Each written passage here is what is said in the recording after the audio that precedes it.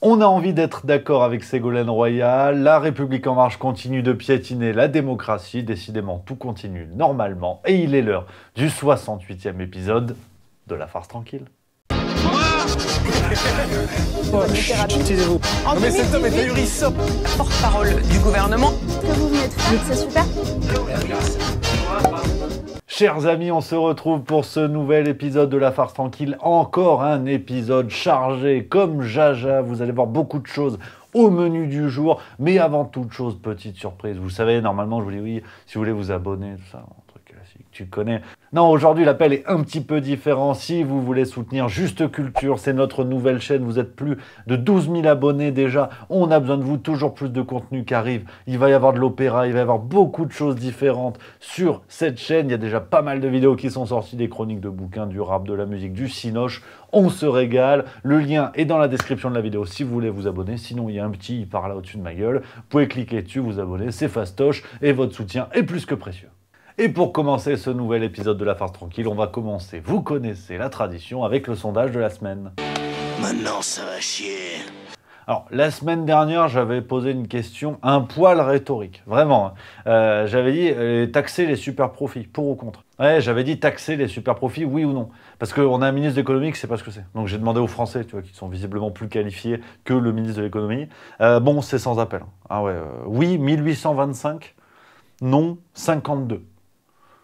Bon, je pense que c'est clair, il n'y a pas besoin de commenter. Cette semaine, et vous allez comprendre, je vais vous donner tous les éléments si vous n'avez pas suivi cette affaire. La question est simple, êtes-vous d'accord avec les propos de Ségolène Royal sur l'Ukraine? Oui ou non? Les liens pour voter sont dans la description de la vidéo. Je vais tout vous raconter, vous allez voir, en tout cas, résultat la semaine prochaine. Et on commence tout de suite dans le vif du sujet avec cette affaire Ségolène Royal. Je t'avais dit que j'allais revenir dessus, sur l'affaire, naturellement. Ségolène Royal, c'était le 1er septembre sur BFM TV, en direct live. Et voilà ce qu'elle nous a dit sur la propagande de guerre en Ukraine. Oui, mais tout le monde le sait, qu'il y a une propagande de guerre par la peur, d'ailleurs. Et ne serait-ce que le premier événement qui a été dit, la maternité bombardée, quand M. Zelensky a fait le tour des parlements européens. Et c'est là que le processus de paix s'est interrompu. Il a utilisé ça. Il a dit « j'ai rencontré une femme enceinte qui m'a dit « vengez-moi », etc. Il a été incapable de donner le nom de cette femme. On n'a pas su le nom des victimes. Et vous pensez bien que s'il y avait eu la moindre victime, le moindre bébé avec du sang, à l'heure des téléphones portables, on les aurait eus. Bon, alors c'est vrai que ça casse pas trois pattes à un clébard. En soi, vous connaissez la guinguette chez Juste Milieu, on a déjà parlé de tout ça. Cette nuance de dire que la guerre, malheureusement, entraîne des actes de propagande de tous les côtés. Même si on a envie de soutenir un côté plus que l'autre, forcément, c'est la guerre. Donc, au bout d'un moment, il va falloir buter quelqu'un, il va falloir diffuser quelques mensonges pour essayer d'obtenir l'adhésion de la communauté internationale. Bon, ça, c'est une chose. Et tu vois, Ségolène Royal, elle n'est pas non plus dans des propos extra musclés qui lui vaudraient une censure à vie. Ben apparemment presque. Parce que suite à ça, il y a eu des réactions absolument musclées, notamment Marion Van Rentergem, qui est grand reporter et chroniqueuse Europe à l'Express, donc tu vois, qui est quand même, c'est sérieux, tu vois. Et elle a dit, complotisme négationniste sur la guerre en Ukraine, sans rien en connaître et sans la moindre légitimité pour en parler. Ah ouais. Non, parce que apparemment Marion Van Rentergem, elle est légitime. Parce que Van Rentergem en ukrainien, ça veut dire objectivité journalistique. Enfin bon, bref, tu parles peut-être pas ukrainien, mais j'ai des notions. Et elle sait. Donc Ségolène Royal, c'est plus ou moins une cagole. On a eu d'autres réactions outrées un petit peu de partout. Ça a été vraiment un déchaînement contre Ségolène Royal. Pour enquêter. Alors Ségolène Royal, elle nous a déjà habitués à des déclarations fracassantes, mais celles-ci, elles sont particulièrement dangereuses.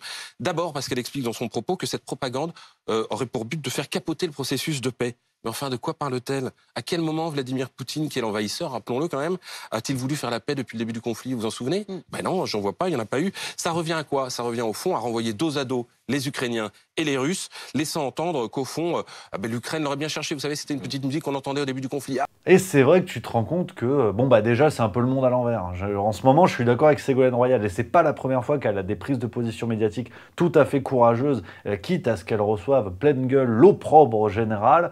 Et là, apparemment, le doute n'est plus permis. On ne peut pas dire que l'Ukraine pourrait commettre de la propagande de guerre. Pourrait, tu vois, même avec la nuance. La nuance n'est plus possible, parce qu'il y a une plainte qui va être déposée par l'association Stand with Ukraine. Stand with Ukraine. C'est-à-dire debout avec l'Ukraine. Ils vont déposer une plainte. La plainte sera déposée lundi. Donc elle est déposée par Stand with Ukraine aux côtés de victimes et de familles de victimes.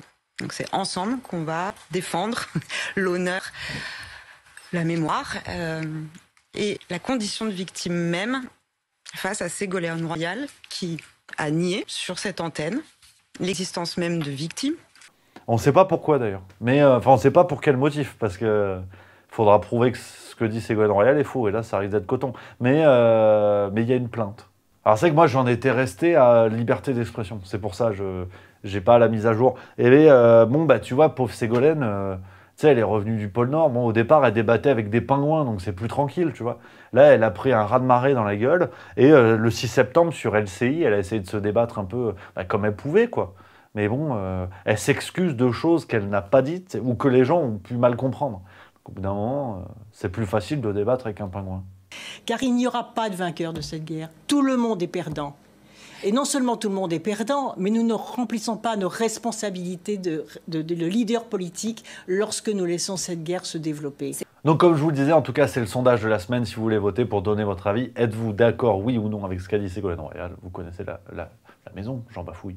Du côté d'Emmanuel Macron, là encore le contexte un petit peu général. Emmanuel Macron en mode panique, vous l'aurez compris, hein, le contexte énergétique. Bon, à l'hiver, on ne sait pas si on va pouvoir se chauffer, on ne sait pas. Peut-être barbecue dans le salon, ce sera la seule solution. D'ailleurs, on a évoqué la mise en place en France, et le Canard enchaîné qui a révélé ça aujourd'hui, le 7 septembre. Une police des températures est évoquée. Ouais, pour aller vérifier dans les entreprises ou les administrations s'il n'y a pas des abus et tout. C'est le Canard enchaîné. D'ailleurs, il y a eu un article sur Juste Milieu, si tu veux en savoir plus. C'est celui-là, tu vois, on bosse, hein, il y a plein d'articles tous les jours. Pour visiter le site Juste Milieu, le lien est dans la description. Voilà, tu visites, tu fais ce que tu veux. Et Emmanuel Macron a donné une conférence, c'était le 5 septembre dernier, parce qu'il est chauffagiste aussi. Écoute. Mais chacun d'entre vous a son rôle à jouer. Et une bonne partie de cet effort, la chose la plus efficace, c'est de baisser un peu la clim quand il fait chaud, ce qui est plutôt le cas en ce moment, et c'est d'essayer de se caler sur une référence de chauffage dès qu'il commencera à faire froid, autour de 19 degrés dans la pièce. Voilà, la France, grande puissance mondiale, qui dit aux gens, il faut réduire le chauffage, parce que de toute façon, on ne sait plus faire autrement. Donc, apparemment, là, l'économie russe, elle est bien à genoux.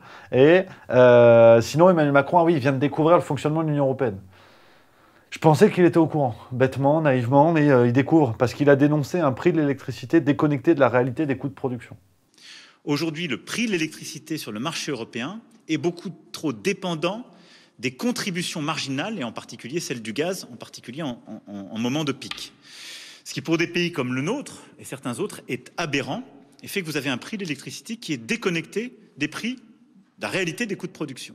Heureusement que ce n'est pas son gouvernement qui a imposé à EDF des prix de vente inférieurs au prix de production de l'électricité. Heureusement, parce que tu imagines, si c'était lui, ce serait complètement con. Et il a dit, de toute façon, de manière générale, c'est vrai que ça c'est une ligne directrice, rien n'est de sa faute, en fait. Non, c'est des facteurs extérieurs, le ciel, les oiseaux, et sa mère, je sais pas. Je vous le dis très simplement, Fessenheim était la plus vieille centrale de notre parc. Elle était à la frontière de l'Allemagne, qui, aujourd'hui, n'est pas alignée avec nous sur le nucléaire. Quand je vois aujourd'hui la difficulté que nous avons à ouvrir les centrales beaucoup plus récentes que Fessenheim. Fessenheim était une centrale sur laquelle il n'y avait plus de travail de maintenance depuis plus de 5 ans. L'analyse factuelle qui a été faite, c'est le choix le plus rationnel était en effet de confirmer sa fermeture. Et je vais vous dire simplement, les travaux de maintenance, s'ils avaient simplement été faits correctement sur le reste du parc, nous n'aurions même pas cette discussion aujourd'hui. Et puis je sais que ça vous avait manqué, parce que c'est vrai que j'en vois qui commençaient à ne plus avoir trop peur. Le retour du « nous sommes en guerre », on a bagarré un virus, là ça y est, il n'y a plus, t'as vu, on a été bon, on n'en parle plus. Là on est en guerre. Contre, je sais pas, du coup, l'énergie, les prix. On est en guerre contre l'inflation. On peut péter la gueule à une courbe. Je sais pas, mais il a dit. Nous sommes en guerre. C'est un état de fait. L'énergie fait partie des instruments de guerre utilisés par la Russie. Et donc, nous devons absolument nous mettre en situation de produire plus vite des sources alternatives d'électricité. Et puis forcément, ambiance Covid, on a été habitué à ça, des petites déclarations à droite à gauche, des petites décisions politiques dans des petites communes inconnues qui vont faire boule de neige et qui vont entraîner vraiment un ancrage dans les esprits de tout ce qui est en train de se passer, de toutes les mesures. Comme on prépare les esprits quand elles vont arriver, et bien forcément on dira que c'est normal. Et là, c'est du côté de Mormant, en Seine-et-Marne, le maire qui va éteindre les lumières la nuit. Nous, on a décidé il y a déjà 3 mois de prendre des mesures. Alors la première mesure, c'est l'extinction de l'éclairage public entre minuit et 5 heures du matin. C'est une mesure qui est prise dans d'autres villes, qui a donc évidemment un avantage sur le coût de l'énergie. Effectivement, je vois les écolos de l'équipe, là, Dimitri, tu te calmes, qui est en train de dire oui, mais de toute façon, c'est bien que ce soit éteint la nuit. Mais effectivement, sur le plan écologique, ça a du sens. C'est comme les devantures, tu vois. La nuit, c'est bien de les éteindre, on est d'accord. Mais ce que je critique, c'est cette ambiance généralisée, cet ancrage dans les esprits, tu sais, petit à petit, de grignoter tout ça. Et bientôt, quand on viendra t'expliquer que chez toi, on va par exemple éteindre la télé entre 22h et minuit, parce que de toute façon, il n'y a que de la merde, et que ça économise de l'énergie, on sera dans un modèle de pensée qui fait qu'on dira, bah oui, c'est normal. Non, c'est pas normal. Voilà, non mais c'est comme le Covid, rappelle-toi. Tu sais, confinement, QR code, tout ça. Enfin, je te refais pas la salade. Et puis on va faire le tour sinon de l'actualité des partis politiques avec La République En Marche, parti présidentiel oblige. Ça c'était le 1er septembre sur CNews. On a appris que François Bayrou a été nommé secrétaire général du Conseil national de la refondation. Le nouveau gadget à la con d'Emmanuel Macron. Le mec était déjà haut commissaire au plan. Maintenant il est secrétaire général du Conseil national de la refondation. C'est plus un homme politique, c'est du BTP maintenant. Et puis d'ailleurs, toujours sur ce gadget d'Emmanuel Macron, idée jupitérienne, vulcanienne. Bon, idée de merde en fait. C'était le Parisien du 5 septembre. C'est tellement une idée à la con que même des gens qui se mouillent pas trop, qui veulent défendre leur poste, genre Gérard Larcher, président du Sénat, il a dit il ira pas. Et t'as Édouard Philippe aussi. Bon, ils sont en guéguerre un peu les deux, mais enfin en guéguerre, voilà. Il a dit il sera pas là, il sera au Québec. Train de manger de la poutine, ce qui serait pas un peu pro-russe celui-ci. Et puis sinon, là, on a une nouvelle tête qui est en train de marquer des points du côté de la farce tranquille, on l'aime bien celui-là, Christophe Béchu, ministre de la Transition écologique. Donc là, c'est sérieux. Ouais, il a été interviewé dans le Figaro du 2 septembre et Christophe Béchu, il a tweeté sur son compte et il a dit « On a l'habitude de compter en euros, on doit prendre l'habitude de compter en carbone. » Ah, il va être bon, lui. Et puis sinon, le 2 septembre, là, c'était Gabriel Attal sur BFM TV. Bon, encore que du plaisir. Je veux dire, c'est le cabaret. C'est le plus grand cabaret du monde. Il a dit taxer les profits ne changera rien au quotidien des Français. C'est-à-dire que notre priorité, c'est que les entreprises qui font des profits permettent d'en faire profiter les Français aujourd'hui, tout de suite. Soit en augmentant la rémunération de leurs salariés, soit en baissant le montant des factures, plutôt qu'une taxe dont on ne sait pas trop quand elle serait collectée et ce qu'elle changerait dans la vie quotidienne des Français. Et que si on constate à la fin de l'année que ces efforts n'ont pas été faits massivement, à ce moment-là, on ne ferme pas la porte. Dans la foulée, ça c'était dans le Parisien du 3 septembre, il a eu une grosse présence médiatique en ce début de septembre 2022. Il a officialisé les dialogues de Bercy. Sous son grand nom se cache une vaste escroquerie. En vérité, il invite les partis d'opposition à venir discuter dans un cadre absolument informel, qui n'est pas le Parlement. C'est con qu'on ait une Assemblée nationale si c'est pour créer des instances débiles à côté. Et il met clairement le couteau sous la gorge aux oppositions en leur disant « Soit vous venez discuter dans ce petit machin inutile que sont les dialogues de Bercy de manière informelle, donc on a l'illusion de la discussion, mais à la sortie de tout ça, il n'y a aucune obligation de prendre en compte ce qu'ont dit les oppositions, et si les oppositions refusent, Gabriel Attal l'a précisé, il a dit ça se fait pas, ce sera pas bien, on sera obligé d'utiliser le 49.3 à cause des oppositions. Moi, je souhaite qu'on puisse avancer avec l'ensemble des groupes politiques qui le souhaitent, surtout dans le contexte qu'on évoque où les Français ont besoin de protection, mais il faut être deux pour le souhaiter.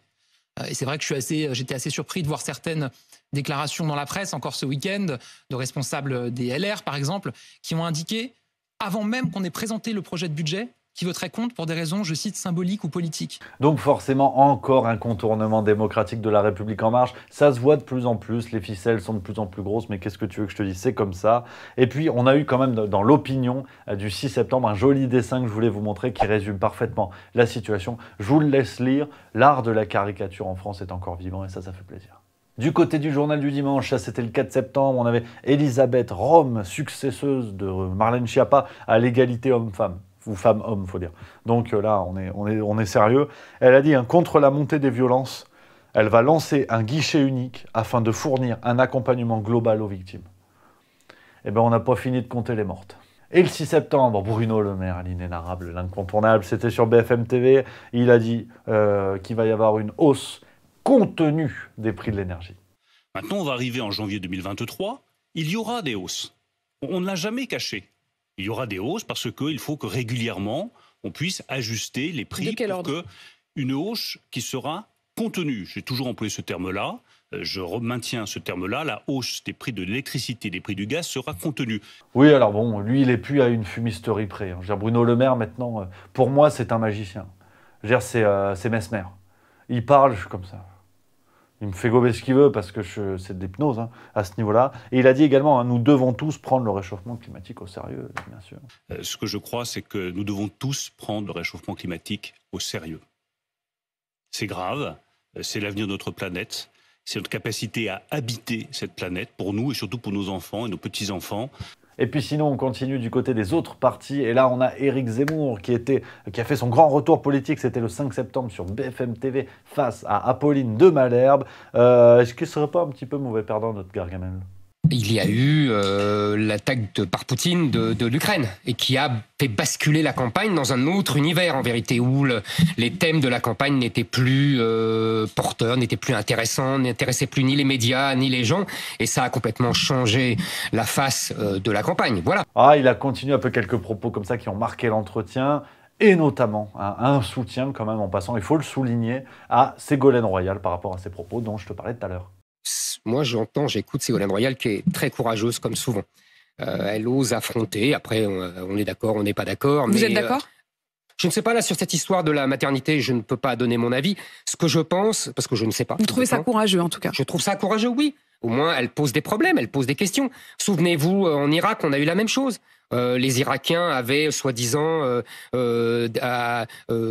tué des dizaines d'enfants dans une maternité, puis on a découvert que c'était faux. Je ne dis pas que c'est le cas ici.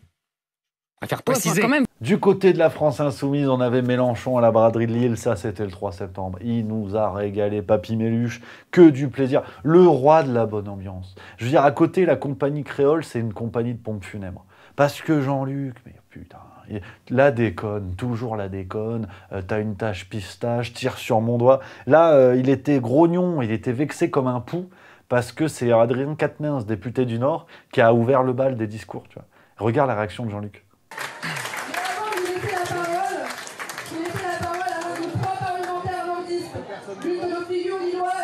Merci par un accueil plus que chaleureux à Adrien Quatennens. Donc forcément, derrière, il n'a pas écouté, il a manqué de respect à son propre député, que du plaisir. Vexé comme un pou, Jean-Luc Mélenchon n'écoute, regardez, pas une seule phrase du discours d'Adrien Quatennens, le député du Nord, qui est à ce moment-là à la tribune. Il discute avec ses collègues, il regarde à droite, à gauche. Et puis enfin, l'arrivée du Palpatine au marteau et à la faucille au pupitre. Et il a parlé, regarde comment il s'adresse à ses militants, que du plaisir.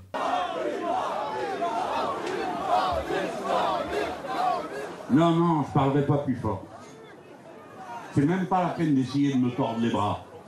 Ni vous, ni personne. Je parle comme ça. Vous taisez, vous écoutez. Ça vous intéresse pas, vous en allez. Bon, je te parle même pas de la polémique à la con qui soit partie en SUV du truc. Honnêtement, j'en ai rien à foutre. Ça, pour moi, c'est de la cagolerie. Donc, je passe dessus. Et on a appris quand même que le 6 septembre, révolution en vue du côté de la France insoumise. Jean-Luc Mélenchon a dit vouloir être remplacé pour la prochaine présidentielle. Bon, il veut être remplacé. C'est pas dit qu'on trouve quelqu'un de sa stature. On va voir. Du côté d'Europe Écologie Les Verts, encore des jolis fourvoyeurs de bonnes blagues. Ça, c'était dans l'émission Quotidien le 31 août. On avait Sandrine Rousseau qui s'est exprimée au sujet du compte parodique Sardine Ruisseau sur Twitter. Compte qui fait fureur pour se moquer un peu d'elle. Enfin, on ne sait plus du coup trop qui est le compte officiel ou pas. Et elle a dit, en fait, rire, c'est du cyberharcèlement. Vous avez un troll qui cartonne sur Twitter, le compte s'appelle Sardine Ruisseau. Si je vous dis que ça me fait rigoler, est-ce que vous me répondez que je soutiens le harcèlement en ligne ? Oui. Vraiment ? En tous les cas, si vous likez et si vous retweetez, je vous dis ça, oui. Et puis là encore, tu sais, moi, j'avais pas la mise à jour. Moi, je suis Charlie au départ. Et Sandrine, elle a dit non, il y a le droit à la caricature, d'accord, hein, mais il faut pas se moquer des Noirs, des LGBT et tout ça, écoute. Mais le droit à la caricature, il ne se moque pas des personnes noires, il ne se moque pas des personnes LGBT, il n'a pas une attitude qui est une attitude discriminante. La caricature touche tous les sujets, tous les personnages. Pas la manière dont c'est... Il y a des limites à la caricature oui, parce que là, c'est très humiliant, en fait, pour les personnes discriminées dans la société. Voilà, donc il y a quand même des limites à la caricature. Donc je suis Charlie, mais on va te dire jusqu'à quand. Et puis sinon, ça c'était dans l'opinion du 5 septembre, le courage de Julien Bayou, grand patron des écolos. Tu sens qu'il y a une détermination sans faille, qui dit, hein, il a fait une lettre, bon, il refuse d'intégrer le CNR, toutes les oppositions ont refusé d'intégrer le Conseil national de la refondation, mais Julien Bayou, il a dit à Macron, vous avez par 2 fois gagné contre l'extrême droite en bénéficiant de la discipline républicaine d'un camp que pourtant vous vous employez à disqualifier et à bouter hors du champ républicain. Ouais, la servilité, le manque de courage politique, Julien Bayou, il appelle ça de la discipline républicaine. Tu sais, les mots, c'est pas évident. Hein. Et puis, il a reconnu également, hein, dans le même papier, il a dit, il a reconnu avoir fait le bon soldat en appelant à voter Macron le 10 avril au soir. Ouais. Ce qui est fou, c'est que les écolos, même leurs convictions, elles sont recyclables. Et puis, on va finir en toute beauté, vous le savez, avec la pépite de la semaine. Et cette semaine, une pépite qui remonte à la surface, Bruno Le Maire. On ne pouvait finir qu'avec lui, qui se compare aussi à un dieu. Ouais. Je ne sais pas ce qu'ils ont en ce moment à l'Élysée, mais c'est comme ça. Emmanuel Macron is Jupiter. I'm Hermès, the messenger. The messenger who conveys the message, a very clear, a very simple message, France is back. Donc voilà les amis pour ce 68e épisode de La Farce Tranquille, ça grimpe toutes les semaines, tu vas me dire c'est à peu près logique. Merci d'être toujours aussi nombreux à regarder cette émission, vous le savez, rendez-vous mercredi prochain 18h, même heure, même endroit, mais en attendant, vous pouvez découvrir les autres vidéos juste au milieu, c'est du plaisir, ou alors vous vous abonnez, je compte sur vous, allez, je filoche.